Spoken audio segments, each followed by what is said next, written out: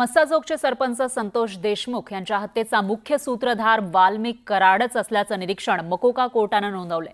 कोर्टाच्या या निरीक्षणामुळे वाल्मिक कराडची क्रूर कृत्यांवर शिक्कामोर्तब झाला आहे। त्यामुळे आता कराडमुळेच धनंजय मुंडेंचं जे कमबॅक होणार होतं त्याच्या चर्चा सुरू होत्या, त्यालाही ब्रेक लागण्याची दाट शक्यता आहे। नेमकं काय घडतंय जाणून घेऊयात या रिपोर्टमधून। कराड गोत्यात, मुंडेही धोक्यात।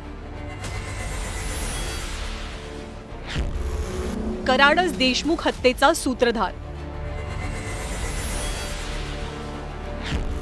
मकोका कोर्टात महत्त्वाचं निरीक्षण।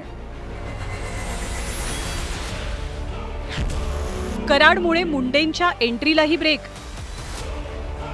बीड जिल्ह्यातील मस्साजोगचे सरपंच संतोष देशमुखांच्या हत्येनं अवघा महाराष्ट्र हादरलेला। पण हे सगळं करूनही साळसूतपणाचा आव आणणाऱ्या वाल्मिक कराडचा न्यायालयानं पुन्हा बुरखा फाडल्याचं पाहायला मिळतंय। विशेष मकोका कोर्टानं सरपंच संतोष देशमुख प्रकरणाचा मुख्य सूत्रधार हा वाल्मिक कराड असल्याचं निरीक्षण नोंदवलंय। संतोष देशमुख हत्या प्रकरणाचा निकाल अजूनही लागलेला नाही। यातच वाल्मिक कराडनं संतोष देशमुखांच्या खटल्यातनं आपल्याला दोषमुक्त करावं असा अर्जही केलेला। पण कोर्टानं कराडचा हा अर्ज फेटाळलाय आणि त्याच्या गुन्ह्यांची कुंडलीच वाचून दाखवली आहे। मकोका कोर्ट काय म्हणालं? वाल्मिक कराड हा संघटित गुन्हेगारी टोळीचा सक्रिय सदस्य आहे। कराडनं आवादा कंपनीकडनं खंडणी वसूल करण्यासाठी कट रचला।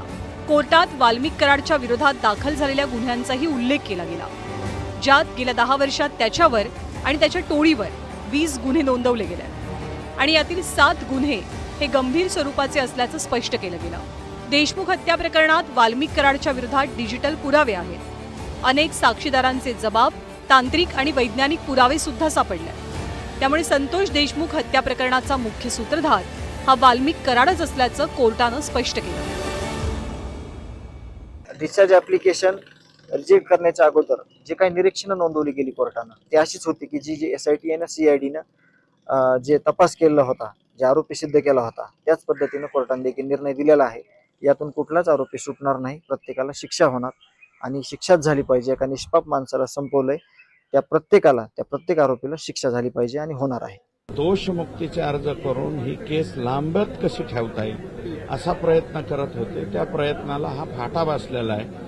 त्यांचे दोषमुक्तीचे अर्ज कोर्टाने फेटाळून लावलेले आहेत आणि निरीक्षण नोंदवलेले। हे जे निरीक्षण नोंदवलंय की याचा मास्टर माइंड, प्रमुख सूत्रधार हा आकाच आहे आणि हे जे निरीक्षण आहे हे भविष्यामध्ये जिल्हा न्यायालय, हायकोर्ट, सुप्रीम कोर्ट आणि माननीय राष्ट्रपती महोदयांच्या दयेच्या अर्जापर्यंत आम्हाला हे कामाला येईल। संतोष देशमुख प्रकरणी वाल्मिक कराड पुरता अडकलाय। वाल्मिक कराड हा धनंजय मुंडेंचा विश्वासू होता। त्यामुळे न्यायालयाच्या निरीक्षणानंतर कराडच सूत्रधार असल्याचं समोर आल्यावर आता धनंजय मुंडेही फसल्याचा आरोप विरोधक करतात। त्यामुळे पीक विमा घोटाळ्यात क्लीन चिट मिळाल्यावरती मंत्रिमंडळात परतीच्या अपेक्षात असलेल्या धनंजय मुंडेंची कराडमुळे अडचण वाढल्याचं पाहायला मिळतंय। घाईघाईनं एखाद्या मंत्र्याला परत मंत्रिमंडळात घेणं, अद्याप खटल्याचा संपूर्ण निकाल लागायचा। बीडच्या देशमुख प्रकरणात लक्षात घ्या, एवढी घाई काय झाली अजित पवारांना? माणिकराव कोकाटांना पदावरून काढायला तयार नाही। नवमी खर्चात कृषी मंत्री, याला काढायचं, त्याला घ्यायचं, त्याला घ्यायचं, त्याला काढायचं। कदापि या राज्यात जर कोणी चुकीचं काम करत असेल आणि कुणाचं कुटुंब उद्ध्वस्त करत असेल ते महाराष्ट्र सहन करणार नाही। कितीही लढायला वेळ लागेल तरी आम्ही लढत राहणार आणि त्या कुटुंबाला, ज्याच्या घरातला कर्ता पुरुष त्याची अमानुषपणे हत्या ज्यांनी केली आहे किंवा त्याच्या मागे जो पाठराखण करा, ज्यांनी त्यांना सगळ्यांना मदत केली, अशा सगळ्या लोकांना महाराष्ट्रामध्ये निर्णय प्रक्रियेत आम्ही येऊ देणार नाही।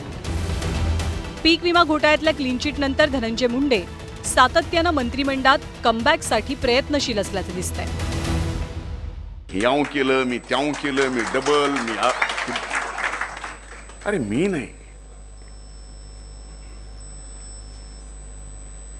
गप होतो। नियतीनं, न्याय व्यवस्थेनं न्याय दिला। आणि ज्यांनी कटकारस्थान माझ्या विरोधात केलं त्याच्या विरोधातच लाख रुपये दंड. सत्य परेशान हो सकता है, पराजित नहीं. पण आता विशेष मकोका कोर्टानं वाल्मिक कराडच हत्येचा सूत्रधार असल्याचं स्पष्ट केल्यामुळे अप्रत्यक्षपणे मुंडेंच्याही अडचणी वाढण्याची शक्यता व्यक्त होतीये. आधीच कोकाटेंचा राजीनामा टळल्यानं मुंडेंची संधी हुकल्याची चर्चा होती. पण आता वाल्मिक कराडवर कोर्टाच्या निरीक्षणानं मुंडेंच्या परतीचा मार्गच बंद झाल्याचं बोललं जातंय. संतोष देशमुख प्रकरणात पुढे काय घडतं यावरतीच मुंडेंचं राजकीय भवितव्य अवलंबून असेल अशी शक्यता व्यक्त होतीये. शरद जाधव, न्यूज 18 लोकमत, मुंबई.